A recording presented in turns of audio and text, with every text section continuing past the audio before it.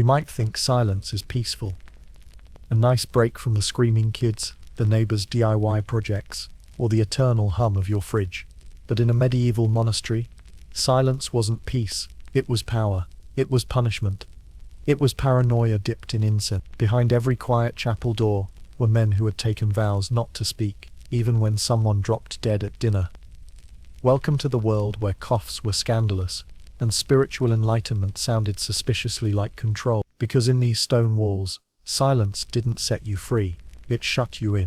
If the sound of absolute silence makes your skin crawl, or you just like your history like your tea, dark and slightly unhinged, subscribe, and let's descend into the stillness. So, you've arrived. You're barefoot, bald, and it's cold enough that your toes are now considering unionizing.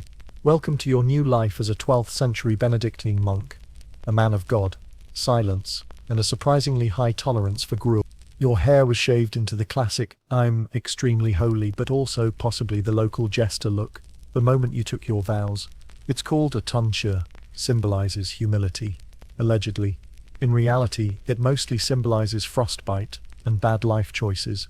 Your robes, scratchy, your cell, damp, your job, to never speak again unless absolutely necessary, which shockingly does not include please pass the salt, my toe is infected, or I think I saw Satan in the herb garden.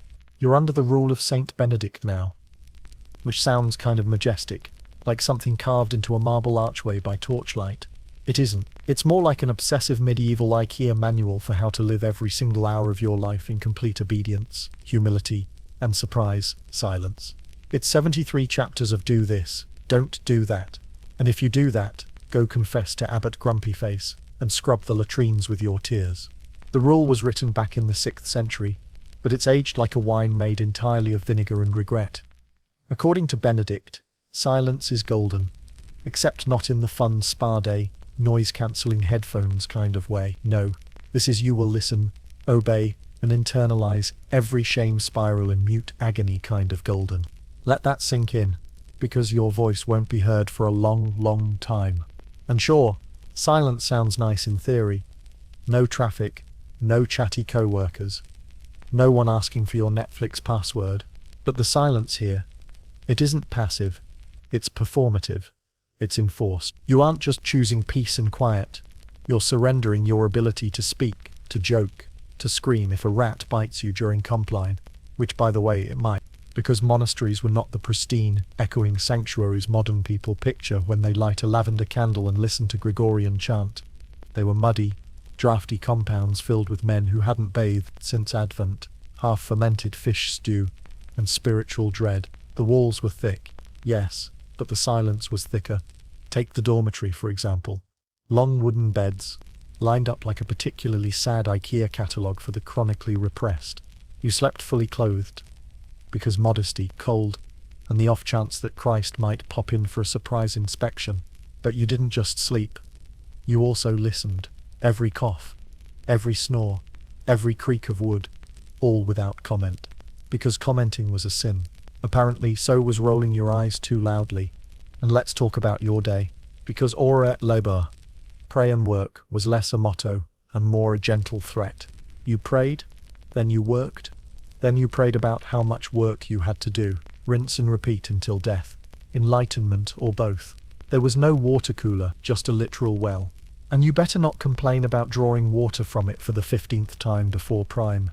Because guess what? Complaining, also a sin. Still, there's something hypnotic about it, isn't there? The rhythm, the restraint, the repetition. You wake at 2 a.m. to chant matins, bleary-eyed and barefoot on frozen stone. By 5 a.m. you're copying psalms in the scriptorium by candlelight, your breath visible in the cold. At noon you're hauling compost in the garden, where the silence is only broken by the crunch of soil and the internal scream you've named Brother Disappointment. But here's the twist. You start to need it. The silence. The structure, the slow erosion of ego, until all that's left is muscle memory and half-remembered Latin. It strips you down, not just of words but of want, and that's kind of the point. In theory, silence makes space for the divine. In practice, it mostly makes space for confusion and cabbage soup. And make no mistake, that silence wasn't the same for everyone. The abbot? He could talk whenever he liked. Brother librarian, allowed to whisper instructions.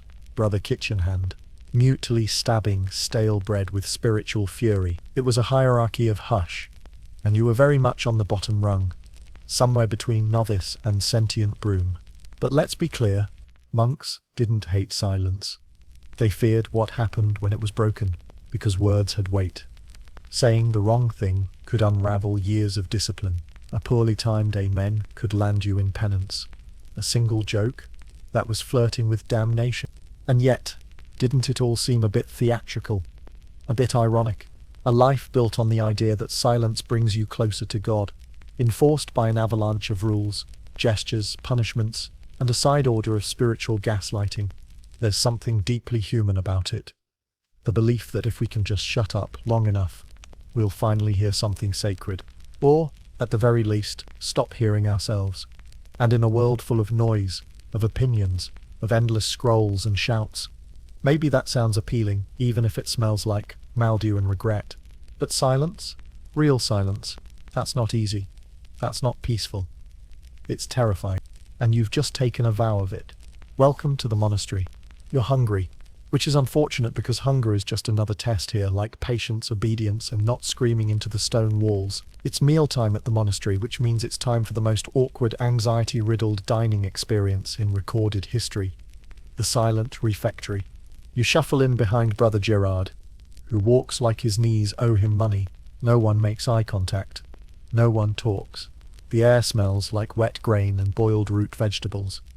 The benches are hard. The atmosphere harder. And God help you if you sneeze before the opening prayer. Meals in a Benedictine monastery aren't social gatherings.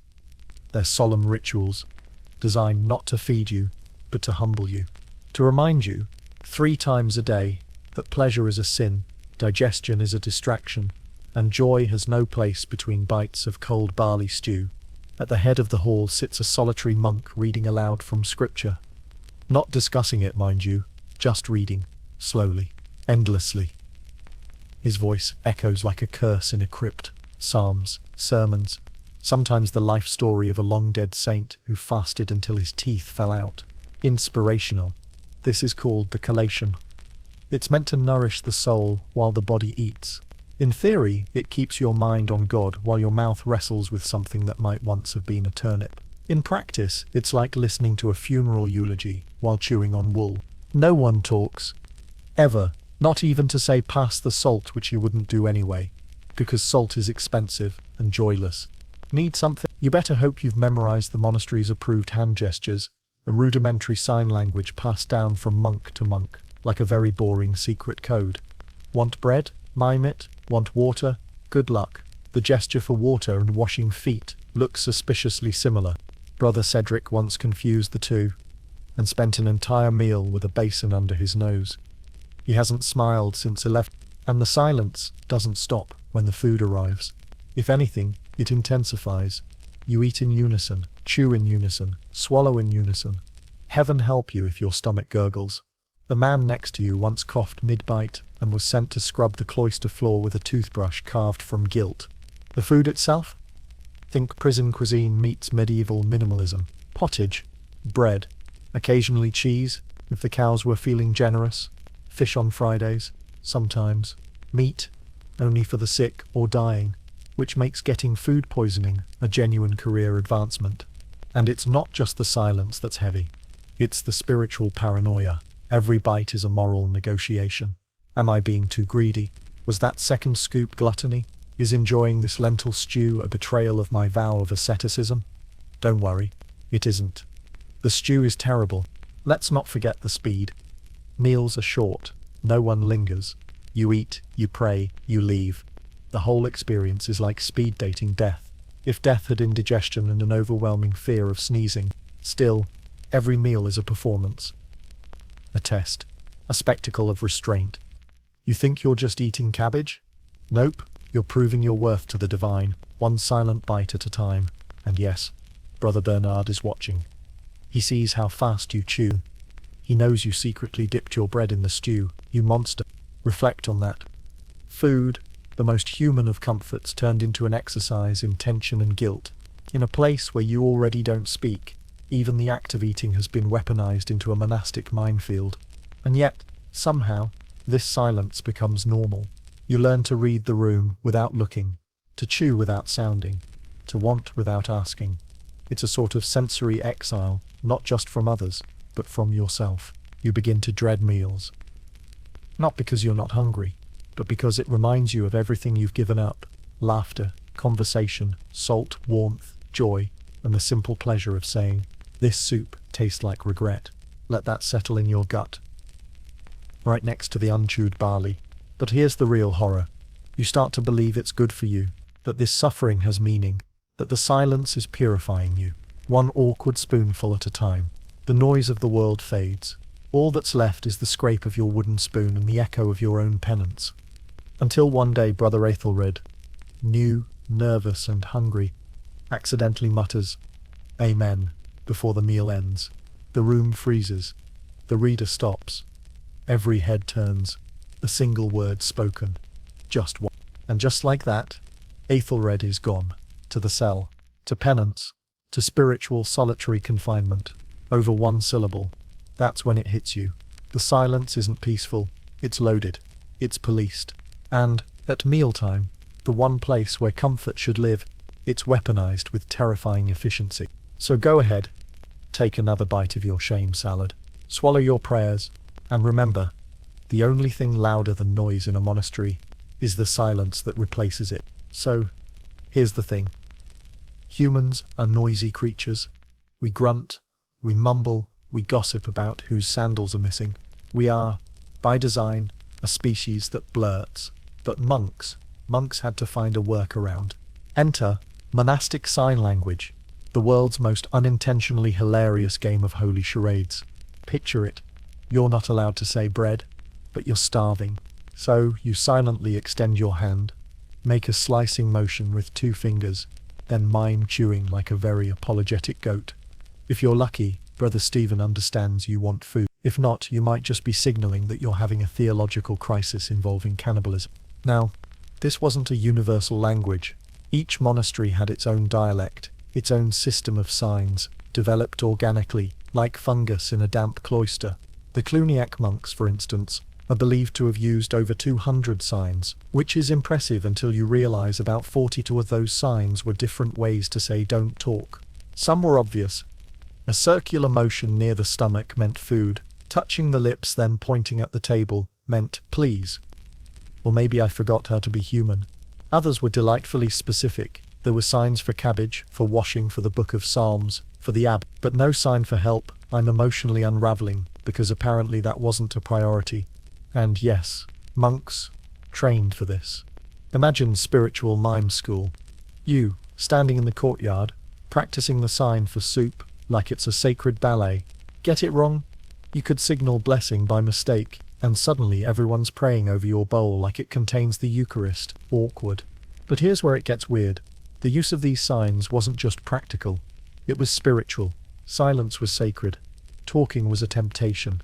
But gestures? Gestures were the loophole. You could want, you could need, you could joke, very subtly, as long as you did it with your hands, and not your mouth.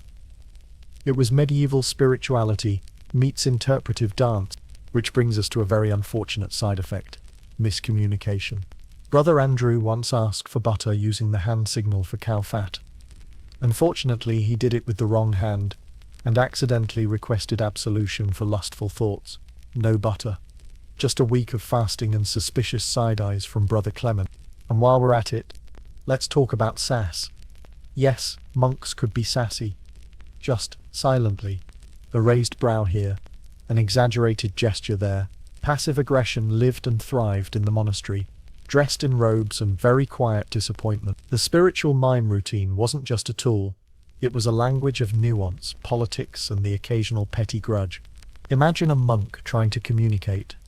Brother Matthew took the last of the turnips, and also I think he's smug about it, using nothing but eyebrow gymnastics and a vaguely threatening scoop motion.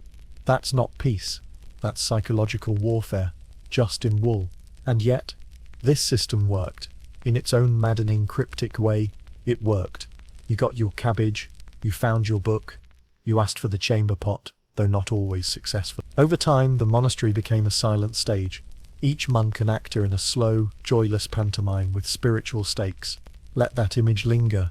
Grown men, covered in mud and guilt, communicating like haunted mimes in a medieval escape room, all because talking was considered a threat to the soul.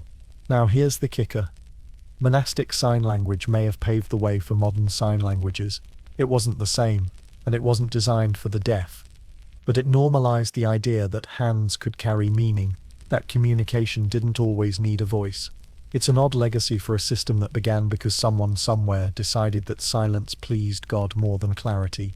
So yes, monastic sign language was functional, but was it noble? Enlightened? Spiritually uplifting? Or was it just grown men, pretending they weren't all craving bread and a good scream? Here's a thought. Maybe the real reason monks used so many hand signals was because if they didn't express something, they'd implode. Because silence, when enforced too tightly, doesn't make saints. It makes pressure cookers. And those pressure cookers had hands. And those hands were tired. So next time you're stuck in a meeting, silently mouthing "kill me" at your coworker, just remember, you're standing in a proud tradition of spiritual mimes who tried to make meaning without breaking the sacred hush. And honestly, they were doing their best. Poorly. But sincerely. In the monastery, silence wasn't absence. It was architecture. Built into every hallway, every stone, every breath you were afraid to take too loudly. But more than that, silence was surveillance. Not just the abbot's watchful eye, but 1,000 little invisible judges, peering out from behind candlelit icons and the folds of your own guilty brain. Because in here, silence wasn't peaceful. It was punishment. Let's rewind. You're a monk. You've taken the vow. You've shut your mouth, muted your ego, and entered a daily ritual of labor, prayer, and quiet teeth gritting. But one day, you slip. You mutter something under your breath after stubbing your toe on the chapel step. Or, God forbid, you snort during a psalm, because Brother Thomas's chant sounds like a goat choking on incense. Now what? Now you confess. In silence, confessing a spoken word, without using more spoken words. That's the spiritual equivalent of doing an interpretive dance about a speeding ticket while blindfolded. But the rule of Saint Benedict is very clear. Idle talk is the devil's playground, and silence is how you keep Satan out of your spiritual sandbox. So if you mess up, if a sound slips past your lips that isn't prayer, reading, or death rattle, you must atone. You must return to the silence, not as a discipline, but as a cage. No second chances, no oops, just more silence. But now colder, now shame-soaked. And the punishments? Oh, they had range. There was the classic prostration, lying flat on your face in the middle of the floor, while the others stepped around you, pretending not to notice your obvious sin body. There was the upgraded exclusion, eating alone, praying alone, sometimes even being skipped during the communal blessing. Nothing says God is disappointed like a full room pretending you don't exist while you're quietly choking on repentance porridge. And then there was the deluxe package. Total silence. No gestures, no signs, no looks. Just you, your thoughts, and the nagging suspicion that eternal damnation might look a lot like this, but with less cabbage. The irony? The moment you break the silence, you are punished by being silenced harder. Like spiritual double jeopardy. You didn't just commit a sin, you broadcasted it. And now you must vanish behind a wall of muteness, so absolute, even your own thoughts begin to mumble. Let that echo in your head for a bit. Now, here's where it gets delightfully dystopian. Silence didn't just prevent sin, it exposed it. Because when no one talks, every cough, every fidget, every sideways glance becomes suspicious. You learn to spot guilt in how someone swallows, to notice rebellion in how slowly they fold their napkin. You become a monk and a detective, hunting sins not by word but by vibe. The entire monastery hums with judgment, unspoken but deafening. Brother Stephen looks tense. Did he overeat? Brother Paul's eyes lingered a bit too long on the novice. Impure thoughts. Brother Matthew yawned during Lord's sloth. Pride. Is yawning a sin now? It might be, and once the seed of suspicion is planted, it grows. In the fertile, echoing soil of enforced silence, even small doubts bloom into monstrous accusations. Gossip becomes body language. Shame becomes posture. Paranoia is passed around like communion wine, unspoken but intoxicating. It's all very holy and very exhausting. Now, imagine being the abbot. You're supposed to maintain this sacred hush, but you also have to monitor dozens of grown men who've been sleep-deprived, underfed, and muted for decades. It's like running a school, a prison, and a choir, all without anyone allowed to ask questions out loud. You know that saying, the walls have ears. In a monastery, the walls are ears. And your own inner monologue? It's probably snitching. Because here's the deeper horror. The longer you stay silent, the louder your thoughts become. You start questioning everything. Was that sinful? Did I pray with enough intent? Am I breathing too loudly? Did Brother Felix glare at me during Mass? Or is that just his neutral expression? You become the warden of your own inner world. You start self-censoring not just your speech, but your imagination. Thoughts become suspects. Memories become evidence. Silence becomes self-surveillance. And if that doesn't chill you to your monastic core, nothing will. So no, the silence wasn't about peace. It was about pressure. A constant, weighty, soul-poking pressure, designed to shape you, refine you, wear you down into something closer to holy, or at least too exhausted to sin. Which begs the question, was it worth it? Was this holy quiet, this deeply monitored muteness, a path to enlightenment? Or was it just a centuries-long anxiety spiral, sponsored by God? Honestly, depends who you ask. But one thing's certain, in the monastery, the sound of sin wasn't a shout. It wasn't a scream. It was a whisper. That never should have happened. Ah yes, the scriptorium. Otherwise known as the medieval monk's answer to carpal tunnel syndrome, eye strain, and existential dread, all rolled into one stone-cold, candle-lit chamber of holy suffering. You wake before dawn, as usual, not because you want to, but because the chapel bell insists on it. By the time the roost is even considered crowing, you've already prayed, shivered, and had a breakfast that could generously be described as liquid beige. Then, it's off to the scriptorium, the sacred scribble room, where silence is law, and penmanship is a pathway to heaven, or hell, if you smudge. You shuffle in, robe dragging like a damp curtain. The room smells like wax, dust, and the slow decay of hope. It's dim. Always dim. One sputtering candle every 10 feet, and the windows are so small, you'd think they were designed specifically to keep the sun out, and your despair in. Here's your workstation, a creaky wooden desk, a splintering stool, and a blank piece of parchment that already hates you. Your tools, a feather quill that leaks unpredictably, ink made from oak galls and rusted nails, and a sense of looming doom every time you so much as blink wrong. Your task for today. Copy scripture, again, page after page of Latin text, perfectly, flawlessly, without error or embellishment. Because if you mess up, you don't just cross it out.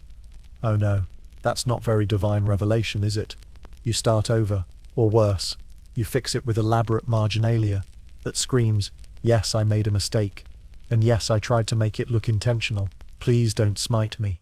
Imagine spending 3 days copying the book of Job, only to realize on the last page that you wrote joy instead of woe. Congrats. Now you're a heretic with ink-stained hands and a strong urge to scream into the nearest crucifix. But screaming, of course, is forbidden. Let's talk posture. You're hunched like a question mark, squinting at faded models, trying not to drip sweat or sneeze on your work. Your back aches. Your fingers cramp. Your neck is one tight knot of divine service. The silence in the room is so thick you can hear the ink dry. Occasionally someone coughs, a sin against rhythm. Occasionally someone sighs, a cry for help in exhale form. You may think this is peaceful. You'd be wrong. The scriptorium is a spiritual pressure cooker. You are transcribing the literal word of God. Every letter must be perfect, every space deliberate, every curve of every a silent act of worship, or blasphemy, depending on your pen control. The margin isn't just white space, it's judgment. And then there's the illuminating. Ah, yes. Illumination, the medieval version of graphic design, but with less pay and more risk of eternal damnation. You're asked to decorate the margins with gold leaf, miniature saints, and the occasional grotesque creature chewing on its own feet. Because apparently that's what holiness looks like when you've been awake since 3 a.m. You're painting tiny angels with trembling hands while trying not to inhale powdered lapis lazuli, which, fun fact, was more expensive than gold. And also probably not great for your lungs. But hey, aesthetic. Meanwhile, Brother Alric next to you has spent 6 hours drawing a single vine. It spirals up the side of his parchment, like a metaphor for his unraveling sanity. He hasn't blinked since Matt. And still, no talking. Need a new quill? Gesture. Need more ink? Wave vaguely at the supply shelf like you're summoning a demon. Need to scream into the void. Because your hand slipped and now the Virgin Mary looks like a startled frog. Keep it to yourself, brother. God's watching. And so is the abbot. Now let's talk about errors. The scribe's greatest enemy. Mistakes aren't just human. They're dangerous. One misplaced accent mark could change "Blessed are the meek" into "Cursed are the meat." And then suddenly the kitchen staff is involved in a theological crisis. You pray before you write. You pray while you write. You pray you don't nod off and ink your own face. And don't even think about improvising. This isn't jazz. This is transcription. Creative expression is frowned upon, unless it involves intricate doodles of dragons, with what appear to be monk faces, which did happen, probably after someone snapped. There's also the matter of time. One Bible could take years to copy. Literal years. Imagine spending half a decade producing a single book, only for it to be accidentally set on fire by a careless candle, or eaten by rats with a taste for theology. And yet, despite the agony, the tedium, the near blindness, there's something sacred about it. This is your offering, your prayer in ink, your devotion pressed into parchment, one painful line at a time. But mostly, it's agony. Holy agony, sure, but agony nonetheless. So next time you type a text, miss a letter, and grumble, remember Brother Alfric, curled over his scroll, ink-stained fingers trembling, eyes raw, silently correcting a U that looked too much like an N. Wondering, just for a moment, if anyone would even notice, or care, and then fixing it anyway. Because God might. Imagine your alarm going off at 2:45 a.m. Now subtract the alarm, the mattress, and any trace of dignity, and what you're left with is the monastic version of a wake-up call, the unholy clang of the chapel bell, echoing through freezing stone corridors. Welcome to Matins, the first of many prayers you didn't ask for, happening at an hour when even demons are probably sleeping. You're groggy, you're barefoot, your robe is slightly damp from last night's rain, leaking through your cell roof, and your body is doing its best impression of a corpse being gently reanimated. But the rules are clear. Rise before dawn, file into the chapel, and chant like your soul depends on it, because according to Saint Benedict, it kind of does. And no, this isn't optional. These are the divine offices, 8 rounds of prayer throughout the day and night. Think of them like spiritual shift work, except you're not getting paid, there's no coffee, and the only thing caffeinated here is the intense fear of accidentally falling asleep during the tedium.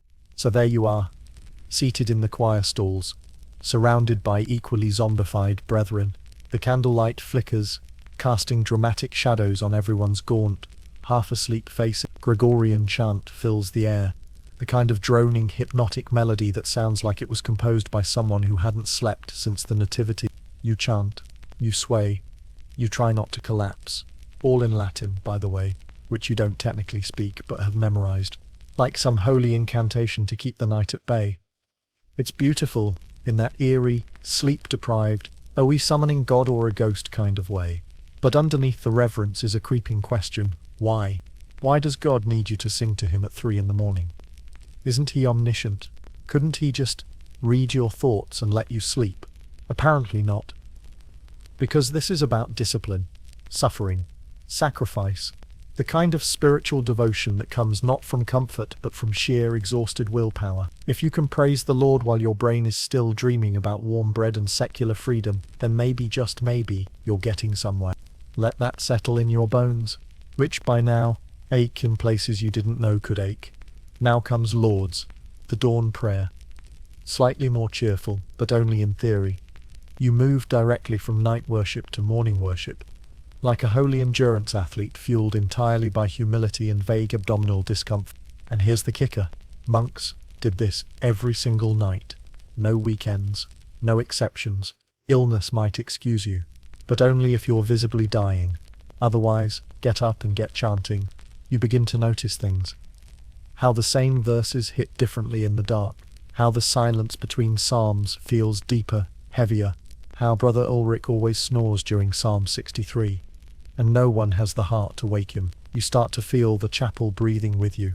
Not literally, but in that heavy ancient way that buildings do when they've held centuries of tired men mumbling through eternity.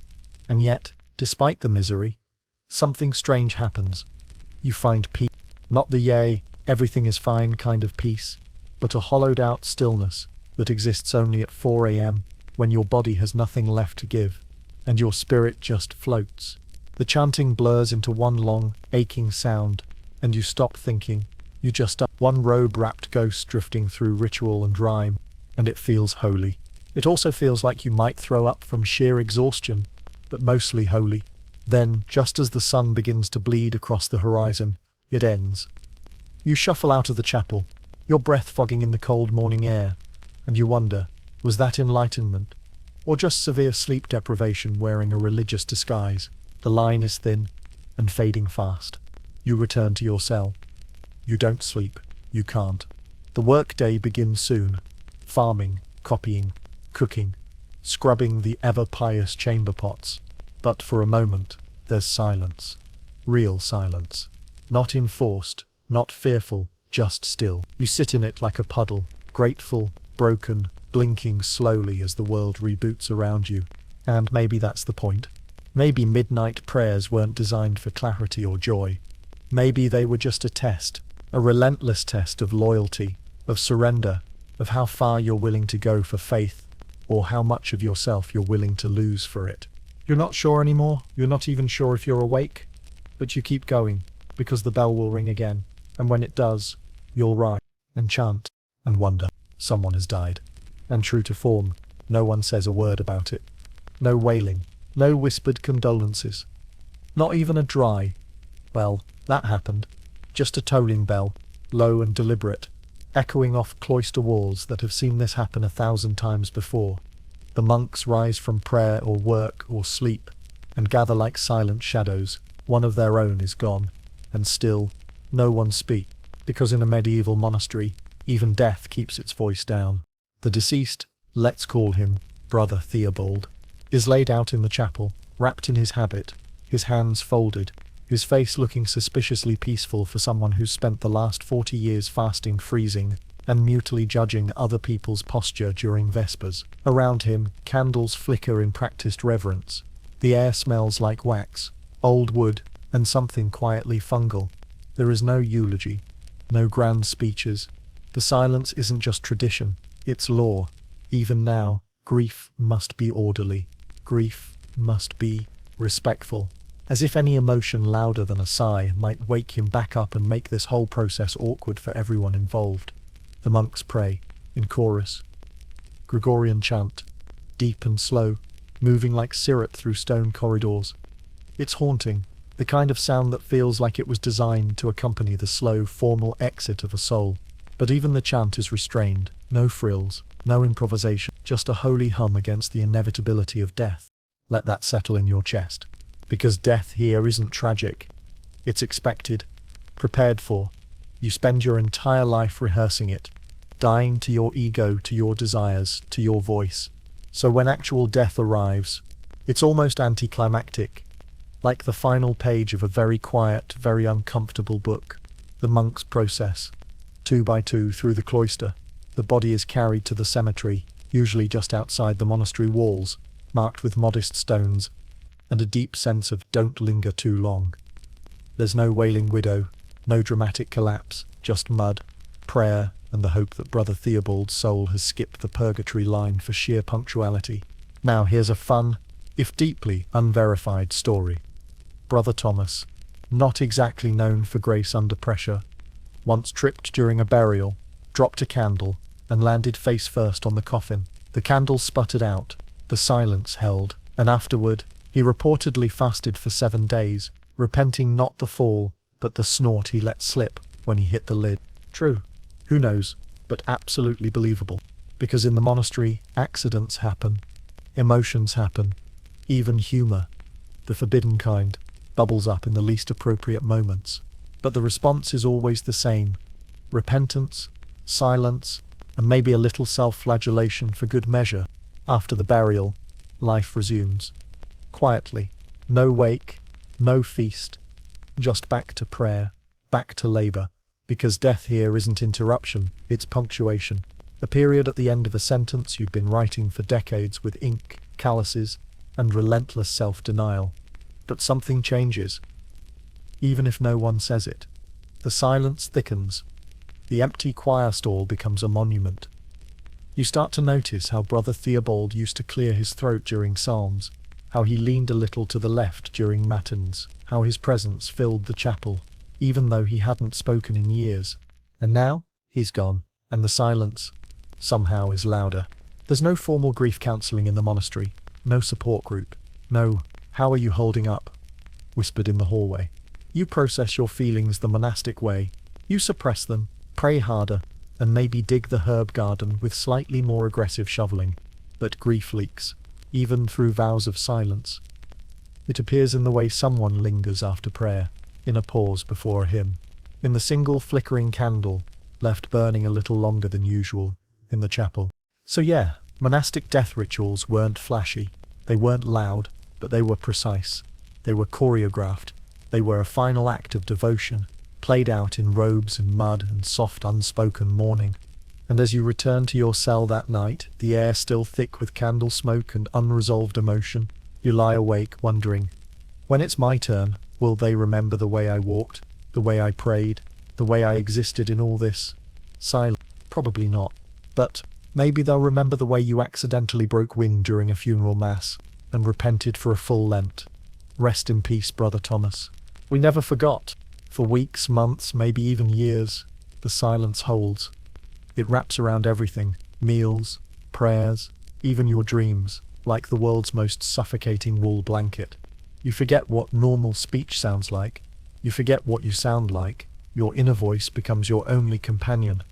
And even it has started speaking in monotone Latin.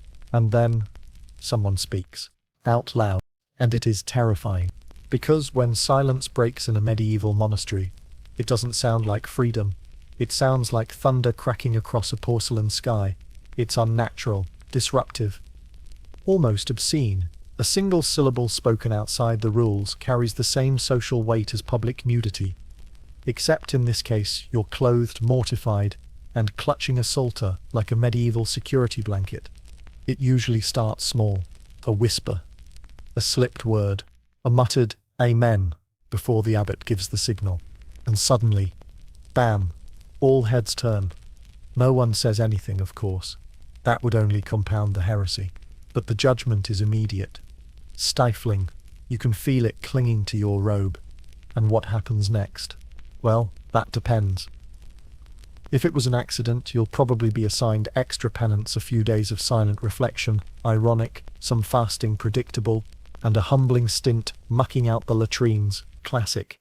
But if it wasn't an accident, if the word was deliberate, now we're in code red territory. Let's talk about the rebels. Because yes, even in a place where speaking is basically outlawed, there were those guys, the ones who decided that silence was a leash, the ones who believed their thoughts were just too important to mime, the ones who, after 3 years of vegetable soup and internal screaming, finally snapped during Vespers and shouted something like, "I don't care if it's Lent, I miss cheese." Brother Anselm did exactly that circa 11T4.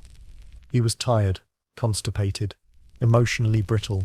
He stood up during the afternoon reading, raised his voice, and declared, "This is not enlightenment, it's nonsense." The monastery went still. Even the birds stopped. They say the abbot didn't blink for a full minute. Anselm spent the next 40 days in solitary prayer, surviving on bread, water, and the crushing weight of being that guy. But honestly, he was a legend. Breaking silence wasn't just disruptive, it was subversive. It challenged the entire system. Because if one monk could speak, what was stopping the rest? What if someone asked a question? What if someone disagreed with the rule of Saint Benedict? What if someone wanted to debate theology in something other than elaborate eyebrow choreography? Terrifying. Now, not all breaches were rebellious. Some were mystical. Monks who claimed to receive divine visions often broke silence during trances or revelations. And these were tricky, because you couldn't exactly punish someone for speaking if they said God made them do it. But you could definitely side-eye them at meals and assign a discreet exorcism, just in case. Brother Lucius once burst out laughing mid-prayer, claiming an angel had told him a joke.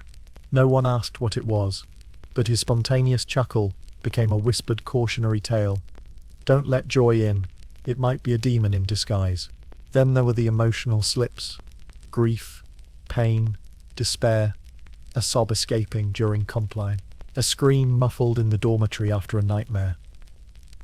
These weren't sins, exactly, but they were dealt with all the same, because silence wasn't just a rule, it was a defense, a way to hold the chaos of human emotion at bay. Any crack in the wall was dangerous. You start to see how fragile the whole system is, how much discipline it takes to maintain an atmosphere where even joy is whispered and grief is choreographed. And you start to wonder, is the silence really spiritual, or is it just fear wearing a cassock? Let that echo, but every so often, something beautiful happened. A breach of silence that wasn't rebellion, or madness, or sadness, but connection. A whispered thank you between brothers. A soft hymn hummed under breath in the herb garden. A single word, spoken in kindness, not defiance. And for a moment it didn't feel like a rule was being broken. It felt like something was being repaired. Still, the rule stood. The vow held, and the silence, brittle, sacred, exhausting, always returned. But you never forget the sound of it breaking. Not ever. You might think silence means stillness, that a monastery, bound by vows of hush, would be the medieval equivalent of a slow-moving spa retreat. You'd be wrong. Painfully, blisteringly wrong. Monks didn't lounge around in wool robes, contemplating abstract theology all day. At least, not unless they were high up on the holy ladder. For everyone else, silence was not a peaceful stillness. It was just manual labor with no small talk. And so, the monastic workday begins. You rise before the sun, your bones stiff from stone floors and sleep deprivation. After matins and lauds, you shuffle outside to the rhythm of your own stomach growling. Morning air, cold, damp, and filled with the scent of sheep, manure, and piety. Your job today? Farming, or maybe carpentry, or brewing ale. The one perk that almost counts as a blessing.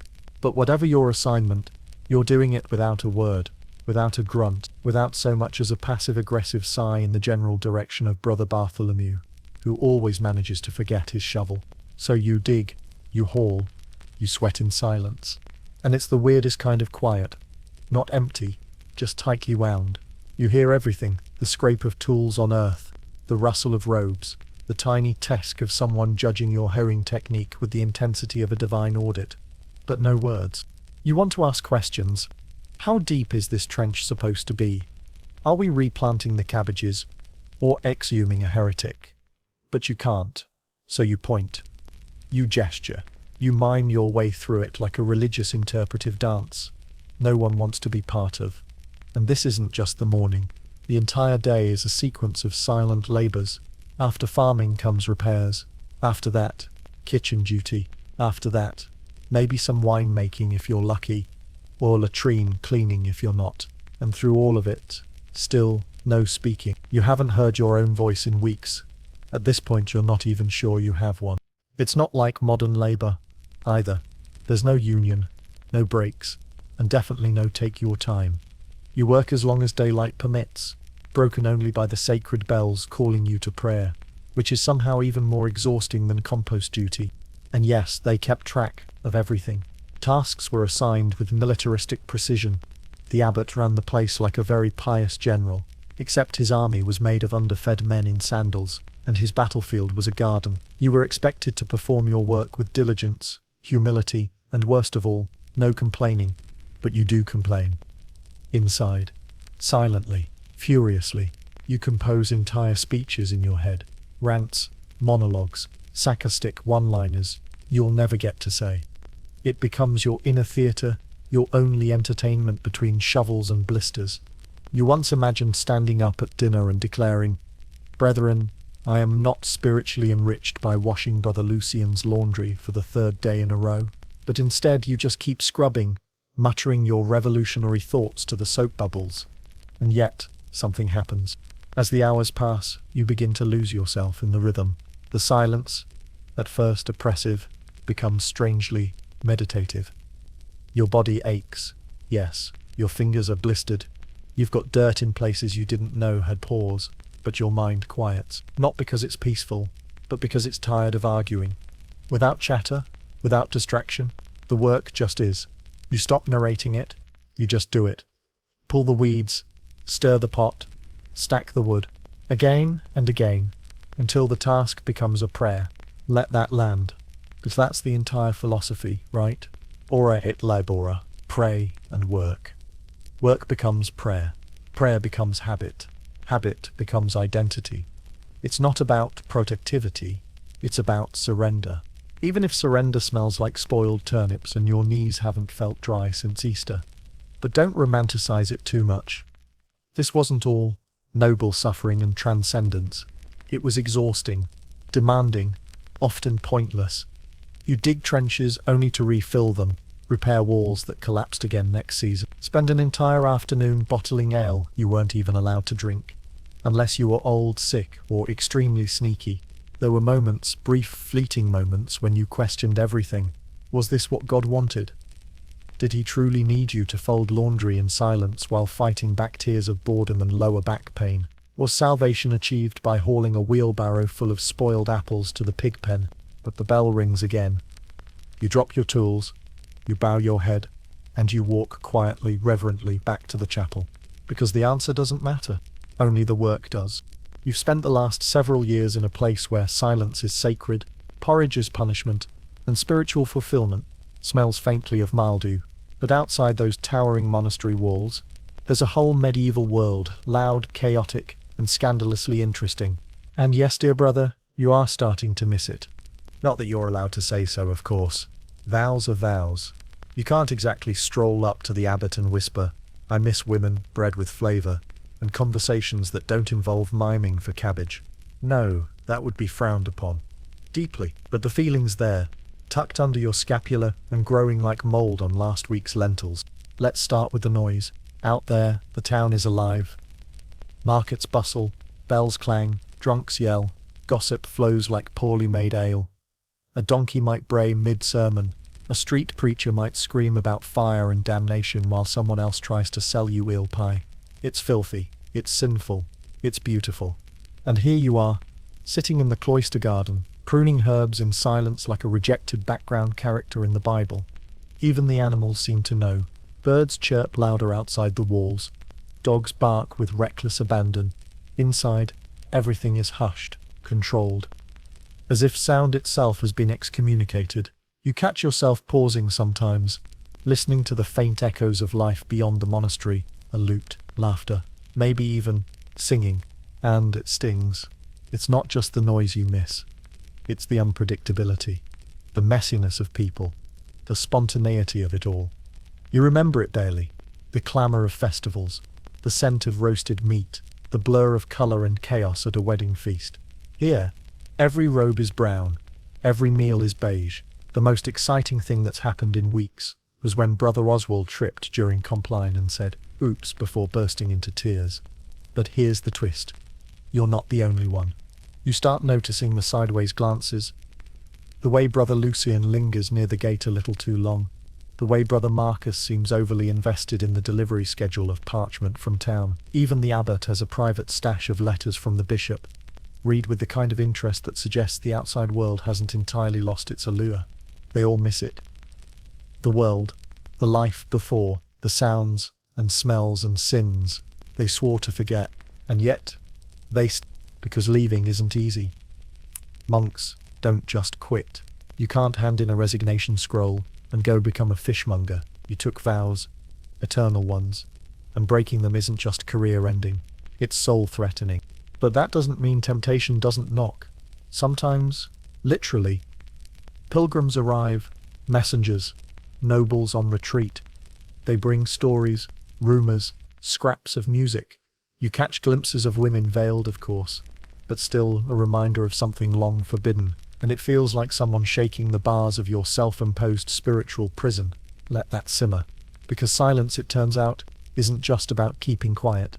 It's about what you're not allowed to ask for, not allowed to crave, not allowed to even imagine. You start dreaming more. Vivid dreams, markets, music, faces you haven't seen in years. The dreams feel noisy, overwhelming, intoxicating. You wake up sweating, heart pounding, not from sin, but from memory. And maybe, just maybe, you start writing a little differently in the scriptorium.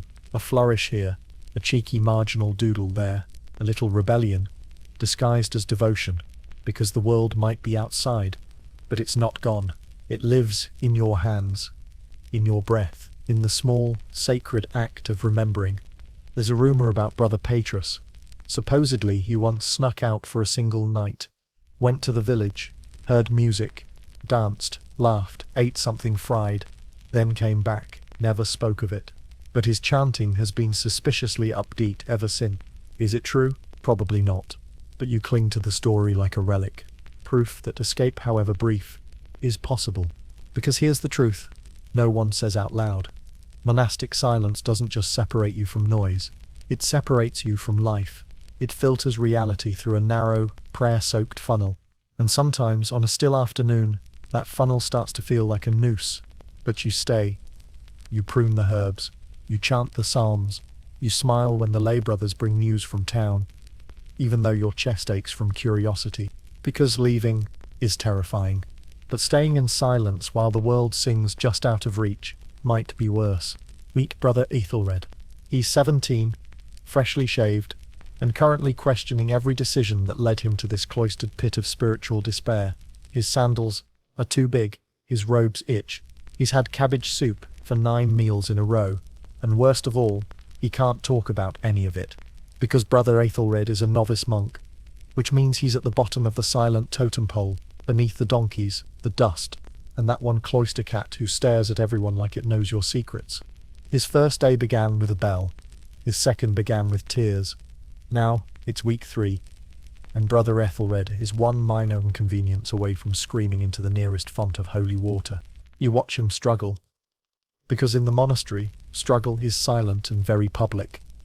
You see the way he fumbles with his hand signals, accidentally confusing "I need the latrine" with "let's pray together." That mistake bought him 45 minutes of kneeling in the chapel, clenching in both body and spirit. Then there was the time he tripped while carrying the psalter and dropped it into a puddle. He tried to mime an apology. It looked like a fainting duck. Brother Matthew still hasn't forgiven him. But the worst moment, the one that broke him, came during meal prep. It was a simple task. Slice root vegetables, in silence. Easy, right? Wrong. Brother Ethelred, trembling from 2 hours of prayer and a light existential crisis, sliced his thumb. Not badly, but enough to draw blood. He flinched. The knife clattered. He looked up, panicked, breathless, and blurted, "Oh no." 2 words. 2 syllables. Instant death stare from Brother Cedric, keeper of the kitchen, and long-time suppressor of joy. The room froze. The air turned medieval. Ethelred's cheeks flushed, so red he looked like a heretical beat. He dropped to his knees, tears welling, mouthing an apology so frantic it might have been mistaken for interpretive dance. No one helped. Helping is for parables. In monasteries you learn by failing quietly and repenting louder in your heart. Later that night, you spot him in the cloister walk, huddled in a corner, shoulders shaking, trying not to sob out loud, because even crying too audibly is frowned upon. The silence must hold, even when it hurts. Let that settle for a second. This is the reality of monastic initiation. Not the serene, enlightened training montage you might expect, but a long, grueling hazing conducted by God, guilt, and that one brother who smells like boiled despair. The truth is, everyone breaks eventually. The difference is that older monks have learned to do it silently. A twitch here, a quiet sigh there, a barely perceptible flinch during compline. Novices, on the other hand, bleed emotion. They haven't yet learned the sacred art of internal screaming. But Ethelred, he's trying. He mimes. He bows. He prays. He scrubs the cloister tiles until his knuckles go raw. And for what? A sliver of acceptance, a nod from the abbot, a moment, just one, where someone meets his gaze and silently says, "You're doing okay." Spoiler, that moment rarely comes, because monks aren't trained to comfort, they're trained to endure, to transcend, to pretend that pain is a ladder to holiness, not something to be soothed. And yet, you notice small mercies. Brother Thomas, the one with the creaky knees and suspiciously high tolerance for whispered puns, leaves an extra piece of bread at Aethelred's place during dinner. Brother Lucien, the garden monk, silently beckons him over and shows him how to properly trim basil without looking like it owes him money. No one says anything, but something is said. That's the paradox of the monastery. For all its silence, it's full of unspoken language, looks, gestures, shared suffering, the kind of bonds forged not by words but by proximity and punishment. So Aethelred survives. Barely. He still trips during processions. He still fumbles the psalms. And he still occasionally gestures, "Bless me," when he means "I need cheese." But the tears come less often, the prayers come easier, and the silence, once a prison, begins to feel like structure, not comfort, but scaffolding, a place to rebuild.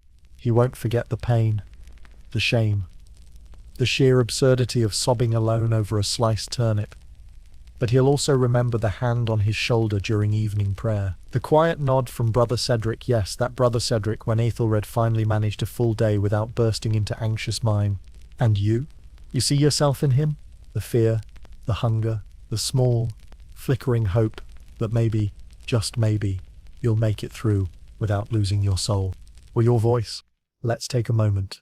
You've made it through 12 chapters of chanting, shoveling, missignaling, and silence-induced psycho-spiritual unspooling. That's commitment. Still watching? So's God. And also Brother Gerard. He's been silently judging you from the choir stall since chapter 3. He's not blinking. It's fine. Don't make eye contact. Because here's the thing. In a monastery, you're never really alone. Ever. Not in the chapel. Not in the dormitory. Not even in the latrine. Where, fun fact, monks were encouraged to recite psalms while relieving themselves. Multitasking, medieval style. But beyond the very real human presence around you, there's a far heavier gaze bearing down on your soul 24/7, the Divine One. The all-seeing, all-knowing, never off-duty, omnipresent eye of God, which is comforting. Until you remember you haven't had a private thought since Epiphany. The monastery is a machine for self-surveillance. Not only are you monitored by the abbot, the rule, and the guy whose job it is to make sure you didn't fall asleep during the 7th psalm, you're trained to monitor yourself, constantly, aggressively, incessantly. Did I breathe too loudly? Was that pride in my heart when I trimmed those hedges perfectly? Did I enjoy that stew just a little too much? Welcome to spiritual paranoia. The rule of Saint Benedict doesn't just tell you what to do, it tells you how to be, humble, silent, obedient, perpetually aware that you are not just performing tasks, you are performing virtue, and the audience is omniscient. And if God weren't enough, there were angels. Yes, literal angels. Medieval monks believed that angels watched over monasteries constantly, silent winged auditors hovering invisibly during prayer, labor, and probably while you were nervously adjusting your rope belt for the 8th time that morning. Slip up, and sure, the abbot might scold you, but the angel just notes it on the eternal record with a quill made of disappointment and cosmic ink. It's like living in a divine surveillance state minus the Wi-Fi and plus 100% more guilt. And then, of course, there's your own conscience. Fed daily by silence, scripture, and cabbage-induced dreams, it becomes its own voice, not loud, not kind, but persistent. It reminds you that you once coveted Brother Aldrich's sandals, that you resented being passed over for candle duty, that you rolled your eyes internally during that long reading about St. Basil's dietary restrictions. And in this echo chamber of internal judgment, you begin to believe something dangerous, that perfection is possible, that if you can just follow every rule, subdue every impulse, and suppress every non-holy thought, you'll achieve spiritual transcendence. Spoiler? You won't. Because the silence, the real, internal silence, never arrives. Not fully. The more you chase it, the louder your thoughts become. You sit in the chapel, eyes closed, lips unmoving, and your brain is absolutely screaming. About lunch. About that one time you tripped and blamed it on a demon. About whether St. Augustine would have made a good roommate. And you wonder, is God listening to this too? Probably. But maybe, just maybe, that's the point. That in the monastery, silence isn't the absence of noise. It's the amplification of self. The stripping away of distraction until all that's left is you, your thoughts, and the uncomfortable realization that you are incredibly, profoundly human. Let that one sink in. Because this place doesn't make you holy. It makes you aware, sometimes painfully so, of how far you are from holiness, and how much of your effort to be good is actually just a performance for an audience you can't see, hoping for approval you'll never hear. Still watching? Still waiting? Still hoping you've done enough? Brother Gerard is. Still hasn't blinked. He's like a statue made of regret. But here's a twist. Occasionally, amidst the pressure and the guilt and the relentless self-monitoring, something cracks. A moment of unfiltered presence. A prayer that doesn't feel forced. A second where you stop performing and start being. It's fleeting, fragile, usually ruined by someone sneezing. But for that heartbeat of a moment, you're not reciting, you're connected. And maybe that's what the rule was chasing all along.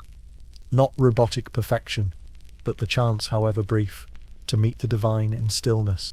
Even if that stillness sounds a lot like your stomach growling during vigils. So go ahead, close your eyes, breathe. Try not to think about the angels hovering, or the abbot pacing, or Brother Gerard's unbroken stare. Just be quietly. Silence, they said, brings clarity. Stillness opens the soul, but no one mentioned what else it opens.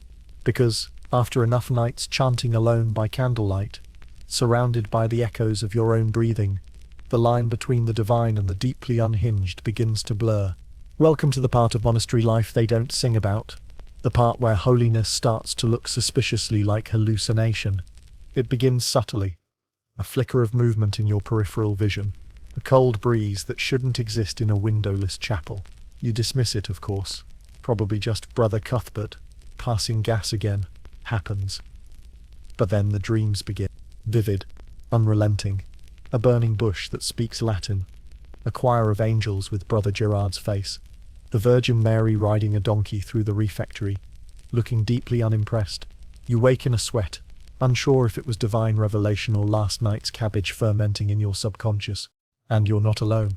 Monks wrote about these experiences. St. John of the Cross, St. Hildegard. Visions, voices. Sometimes radiant, sometimes terrifying. And while the church canonized a few of these spiritually haunted souls, most monasteries had at least one brother everyone politely avoided after Vespers. You know the one. The guy who stares a little too long at the crucifix. Who claims he saw a glowing dove hover over the compost heap. Who once spent 3 days in total silence inside a bell tower because the Holy Spirit told him to. Sure, Jack, but let's not mock too quickly. Because when you strip away distraction, remove music, conversation, color, comfort, and connection, the mind does strange things. It fills the void. It builds meaning out of shadows. And in the absence of noise, imagination becomes a shout. Some monks embraced it. They called it ecstasy, rapture, divine union. They leaned into the weirdness, wrote poetry, painted celestial visions, wept openly during matins. Others, they snapped. Quietly, of course. Always quietly. There are records, patchy, nervous ones, of monks who became convinced they were possessed, who spoke in tongues, who saw demons in the wash basin, who claimed the bread at communion was trying to whisper secrets to them, and the monastery, with all its order and ritual and holy intentions, wasn't quite sure what to do with them. Exorcism? Maybe. Fasting? Definitely.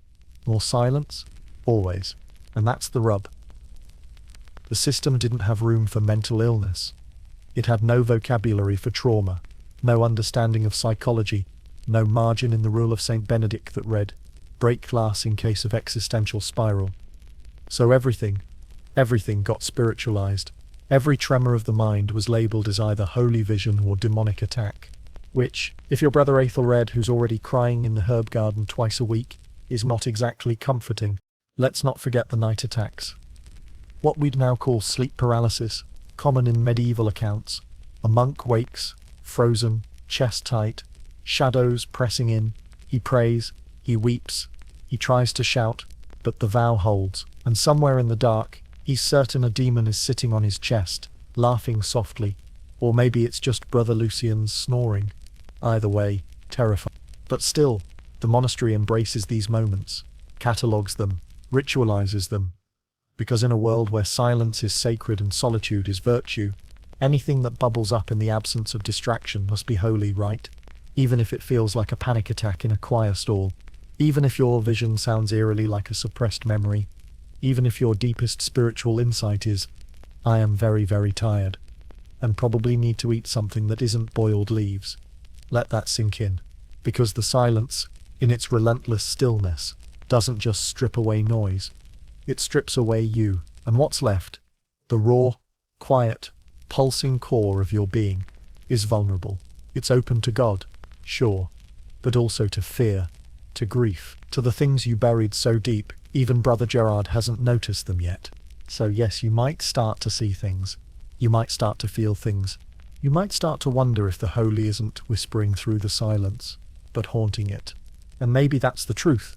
No one says that the sacred and the spectral share a border, that in the cloister's quiet, the soul hears voices because it needs to, because a life without sound demands a substitute, and sometimes that substitute shows up wearing wings, or horns, or a deeply judgmental expression, and the faint scent of incense. Let's be honest, not everyone's cut out for the whole eternal hush, spiritual suppression, cold beans for dinner lifestyle. For every Brother Ambrosius who joyfully embraced the vow of silence like a fish back to holy water, there was a Brother Hugo who looked around the cloister one morning and said internally, nope, because eventually, someone always snaps. Even in a place designed to suppress snapping. Welcome to the quietest meltdown in history. Now of course these weren't dramatic, candle-tossing rebellions. There were no shouted monologues or angry letters, scrawled in red ink. That would be too noisy, too obvious. Monks broke quietly, subtly, like a sandal strap giving out mid-procession. 1 minute you're praying, the next you're halfway to a tavern, muttering psalms and looking for ale. Take Brother Ulrich of Clairvaux, for instance. Mild-mannered, rule-abiding, excelled at composting and had neat handwriting. One day, after 14 years of vow-keeping and cabbage-eating, he simply didn't show up to Lord's. No note, no sign, just gone. When they checked his cell, they found his robe folded neatly on the bed, and a single word scratched into the wall. Enough. Iconic. Some left dramatically. One even rang the bell on his way out, just to cause spiritual chaos. Others drifted into town, grew their hair back, and rebranded as scribes, barkeeps, or, in one strange case, a wedding singer, because nothing says I've moved on like crooning madrigals after 15 years of forced celibacy and Gregorian chant. And then there were the monk bandits. Yes, that's a thing. You see, when your skill set includes silence, obedience, and waking up at ungodly hours, you're already halfway qualified for a life of low-effort crime. There's record of one runaway brother who started robbing traveling merchants, only to be recognized when he paused mid-heist to instinctively chant the doxology. Old habits die hard. But let's not paint them as villains. These weren't evil monks twirling their rosaries and plotting heresy. These were people. Human, tired, repressed, possibly vitamin-deficient humans who had given everything, their voices, their desires, their outside shoes to a system that told them silence was salvation. And sometimes, they couldn't do it anymore. Brother Martin, for example, spent 6 years in near-perfect silence. Then one night during Compline, he let out a very soft, very involuntary The other monks froze. The abbot raised an eyebrow. Martin stood, bowed, and walked out of the chapel forever. No speech, no explanation, just a silent mic drop. Not every monk who broke their vow left. Some stayed and melted slowly into spiritual confusion. One brother became convinced he was already dead and refused to speak because, quote, ghosts don't have vocal cords. Another stopped responding to hand signals and began communicating exclusively through meaningful eyebrow raises. The monastery just rolled with it. But the real tragedy, most of these exits were invisible. No dramatic final words, no montages, just a slow internal retreat. A spirit backing out of its own cell, You could sit next to someone in the choir stall for weeks before realizing they were mentally already halfway to a fishing village in Brittany. And when they did leave, no search party, no missing monk posters nailed to trees, just a quiet update in the scriptorium log, and an extra ladle of stew at dinner. Because what do you do when someone flees the very thing that's supposed to save their soul? You pray for them, sure, you whisper their name at night, maybe, but mostly, you stay silent, and hope you don't become them. Still watching? Then you know what to do. Click whatever needs clicking. You're already too far into this to pretend you're not intrigued. Anyway, back to the great monastic unraveling. Some monks didn't run. They rebelled from within. Tiny insurrections. Sneaking a joke into a manuscript margin. Making goat noises during matins. Using the sign for bread to mean Brother Anselm is annoying. These weren't dramatic revolts. They were sanity leaks. Little acts of selfhood leaking through the cracks of holy obedience. And perhaps that's the point. Silence, taken to extremes, doesn't just muffle your voice, it can suffocate identity. And when that happens, escape isn't just rebellion, it's survival. So next time someone in a beige robe and sandals offers you eternal peace and a lifetime supply of turnips in exchange for your voice, maybe ask for a trial period, or at least a non-refundable exit strategy, because not all saints are silent, and not all silence is sacred. Some of it is just unbearable.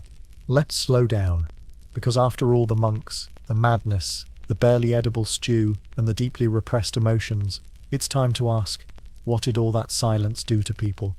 Not just in the monastery but outside it, beyond it, after it. What happens when you live without sound for so long that it starts living inside you? Let's begin with a haunting little truth. Silence isn't passive. It's not just the absence of words, it's an active force, like fog, or dust, or regret. And in medieval monasteries, it wasn't just encouraged, it was weaponized. Home, installed like an operating system you didn't agree to download. And when monks left or died, or snapped and wandered into the woods to become accidental hermits, that silence didn't just vanish. It followed them, clung to the folds of their habits, lingered in the pauses between sentences for the rest of their lives, like a ghost that didn't know how to move on. We don't talk about it enough. The way silence echoes, the way it reshapes memory. Some former monks, long out of the cloister, still couldn't speak without lowering their voices. One reportedly asked his baker for a loaf of rye by blinking twice and pointing vaguely toward the sky. Old habits. Even in their own minds, many never quite turned the volume back up. And it's not just about trauma though. Yes, being told to shut up for 30 years definitely registers. It's about identity, because silence, like any other environment, reshapes you. It doesn't just mute your voice, it rewires your thoughts, makes your inner monologue sound like it's wearing a robe. There's beauty in that sometimes. Let's not pretend it was all suffering and spiritual constipation. Some monks found clarity in the hush. Stillness, discipline, peace. There's a kind of internal symmetry that comes from knowing when not to speak. But there's also loneliness, a sense that no one really knows you, because, well, how could they? You barely know how to introduce yourself without reaching for a hand signal. Centuries later, the legacy of monastic silence is still all over us. In the reverent hush of libraries, in the expectation that certain spaces, churches, museums, upscale yogurt bars, demand a kind of wordless awe, in the belief that good people are quiet and bad people have opinions. And let's not ignore the deeper imprint. The cultural suspicion of noise. The idea that to be loud is to be foolish or sinful or unserious, that silence is somehow superior, more holy. That belief has legs, and robes, and probably sore knees. Even the way we romanticize solitude, the cabin in the woods, the unplugged retreat, the 30-day no-talking challenge that gets turned into a TikTok series, all of it stems in part from the monastic fantasy, the idea that shutting up will save us. And maybe it will. But only if we understand what we're really giving up in exchange. Because the truth is, silence can be a refuge, but it can also be a prison. It depends on who controls it, who benefits from it, and whether you chose it or it chose you. Let that sink in. Deep, like an echo in a stone chapel. We don't have records of most monks' final thoughts. They didn't leave memoirs or podcasts. But if they did, you'd probably hear a quiet ache running beneath the piety, a longing not just to be heard, but to speak, to say something that isn't scripted, something warm, or funny, or loud, something real. So when we ask what silence leaves behind, we're really asking what was never allowed to grow in its place. What jokes were never told? What confessions were never made? What desires buried so deep they turned to dust? Silence leaves behind bones, but also echoes. Strange ripples in the air that don't know where to go anymore. And maybe that's why it still fascinates us. Why we're drawn to these ancient, quiet lives. Not because we want to live them, God no, but because we want to understand what they gave up, and whether it was worth it. So the next time you sit in silence, real silence, let it hum a little. Let it feel like a choice, not a sentence. And if you hear something stirring inside that stillness, maybe listen. It might be your voice, or someone else's, long buried. Either way, it deserves to be heard, even if only for a moment. Okay. Deep breath. Now imagine this. You wake up tomorrow and everything's gone. Your phone, your laptop, your Spotify playlists, your group chat where everyone shares memes at 2 a.m. like they're curing loneliness with GIFs. It's all gone. You're not in your apartment anymore. You're in a stone cell. A literal stone cell. The size of a pantry. It's cold and damp and smells like candle wax and regret. Outside, there's a bell tolling. You don't know why. You're too scared to ask. Because here's the catch. You've just taken a vow of silence. No more talking. Not for a day. Not for a week. Forever. Welcome to the experiment. Could you handle the quiet? Seriously, take a second. Picture it. There's no, hey, how's it going? There's no, this show's mid, but I'm watching anyway. There's no, sorry, I forgot to reply to your text from 4 days ago. All the verbal clutter of modern life. Delete. Instead, you get the rhythm of bells, the scratch of a quill, the slosh of stew in a wooden bowl, the faint sound of Brother Cedric wheezing in the corner. It's not just silence. It's silence that stretches into eternity. And the strangest part, it starts to talk back, because when the world goes quiet, your brain doesn't. It gets louder, thoughts multiply like rats in a granary. Did I pray correctly? Did I blink too much during Lord's? Does God hate me because I snuck extra beans? The silence becomes a funhouse mirror. Everything gets distorted, sharpened, uncomfortable. Modern people like to flirt with quiet. We buy weighted blankets and drink chamomile tea, and do 10 minutes of mindfulness while thinking about email. But this is the kind of quiet that undoes you. So, could you take it? Could you make it through the first week, where your only job is to pray, work, and not scream? Maybe, maybe not. You'd start out smug, enlightened, even. I'm gonna find myself, you'd think, and then by day 2 you'd be naming the mice in the cloister garden and debating theological doctrine with a turnip. Don't get it twisted. Some people thrived in this environment. Some monks found the silence liberating, a chance to drown out the chaos of the outside world and finally focus on the divine, a kind of spiritual spa with more fasting and less exfoliating.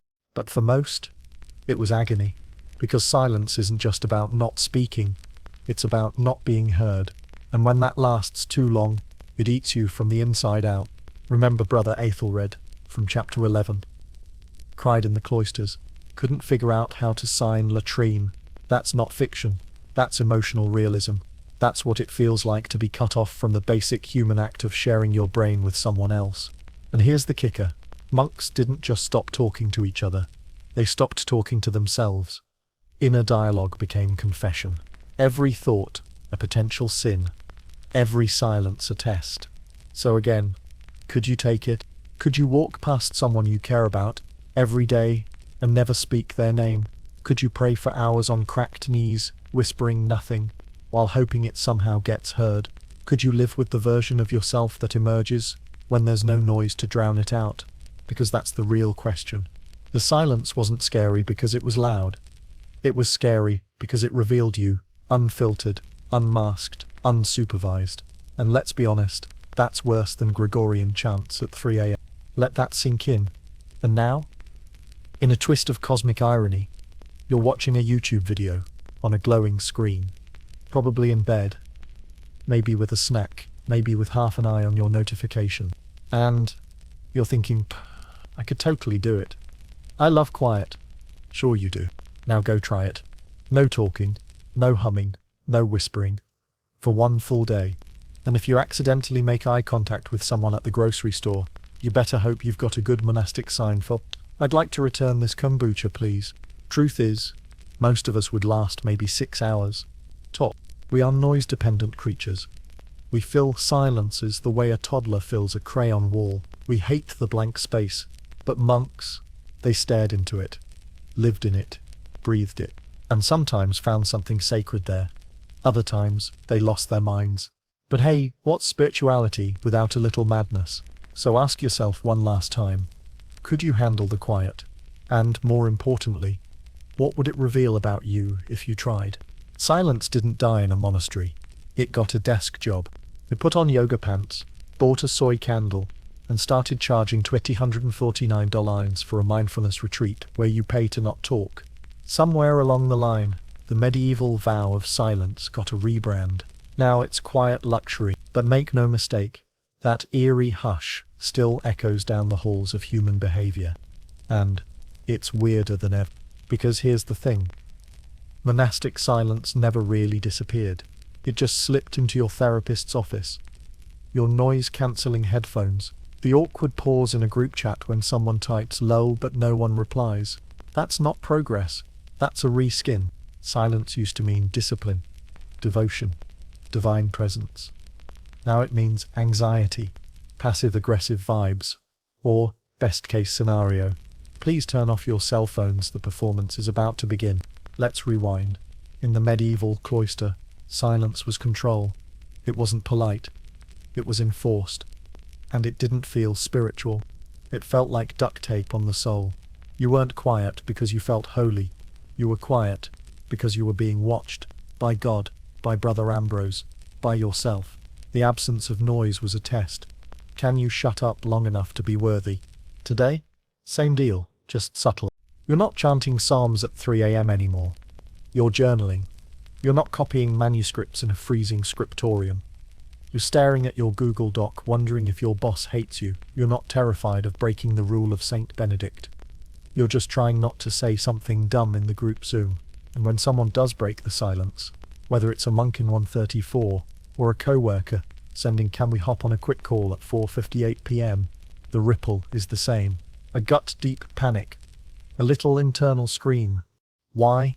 Because silence is fragile, and it carries weight. It builds up pressure like a dam holding back emotional floodwaters.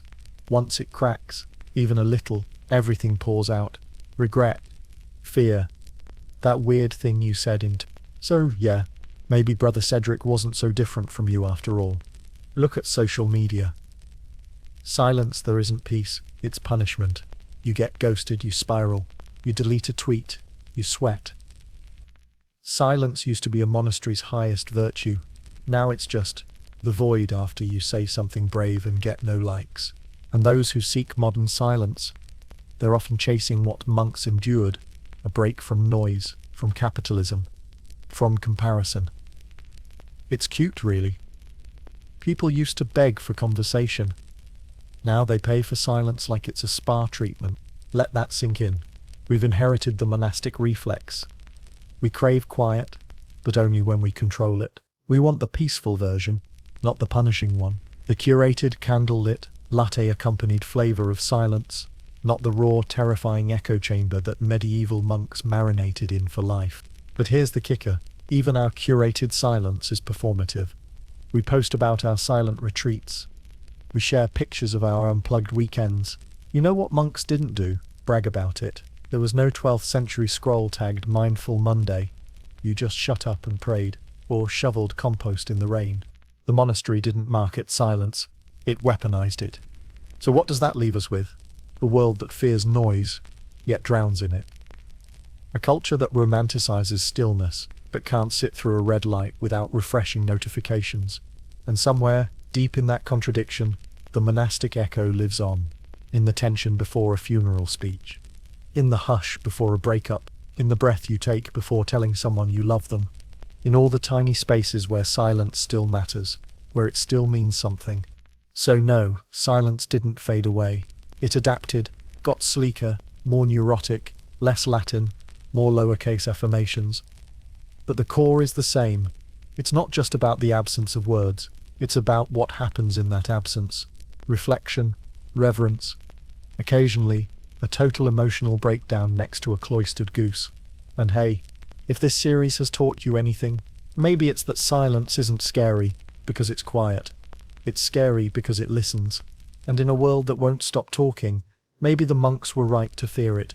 Or maybe they were just constipated from too much lentil stew.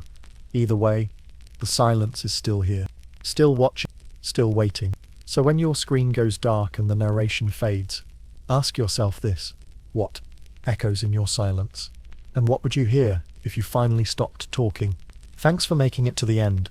If this journey through 17 chapters of monastic misery stirred something in your quiet little soul, consider subscribing, liking, or leaving a comment, in complete silence, of course.